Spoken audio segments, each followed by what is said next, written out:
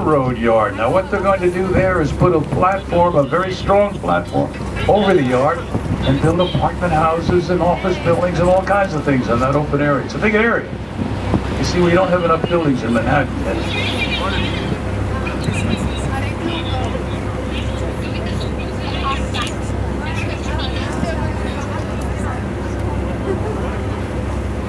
Folks, this river usually freezes over once a winter, from shore to shore, to the point where we can't sail. And we didn't see any ice in the water at all last winter, not even floating ice. So far this winter, no ice yet.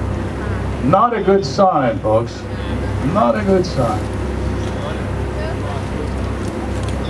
It's flooded out. I don't think they're all the way back yet. Now, folks, they're about 23rd Street. From here on down, Manhattan lost all power for about 3 days. So the lower half of the island. No power at all.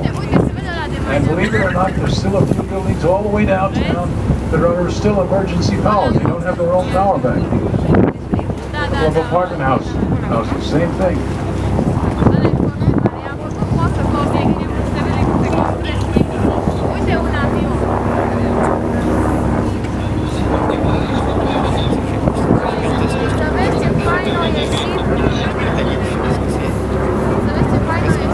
Now this place with the high netting on the left here is a golf driving range. And they've been out of action ever since Sandy. You know, when you think, well, all they have to do is stand on those platforms and swing away, but apparently whatever kind of equipment they need worked for many years. Although now those are luxury apartment houses along the waterfront, fancy restaurants, rents comparable to Manhattan in Hoboken. They took a very bad hit. Believe it or not, the interior of Hoboken is below sea level. So the water crashed over the seawalls and then went tearing into that sort of valley in there and did a lot of damage to homes and stores and things. So they're still hurting over in Hoboken.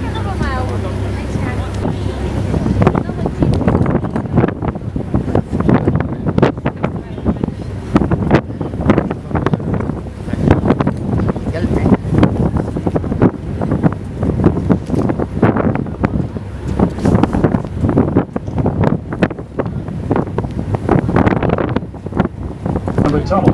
See that structure over there on the left, jutting out into the river? That's an air vent for the tunnel. It was built in the 1920s, named for Clifford Holland, the chief engineer when they built it. Also, there are railroad tunnels under us. Now, in a few minutes, we'll be going by the World Trade Center. Of course, I'll show you where the Twin Towers were. I can show you where the Woolworth building is. Look at Manhattan a little farther down. See the building with the tower and the green spire and the Gothic look? The Woolworth building has been there since 1913. One of the great buildings of the world.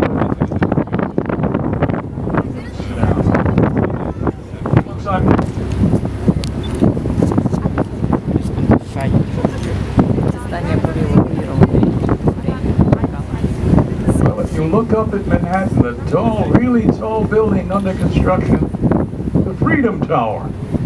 When it's complete, it will be 1,776 feet high. The tallest building in the country. How many floors? I don't know. They haven't said. They're being coy about that.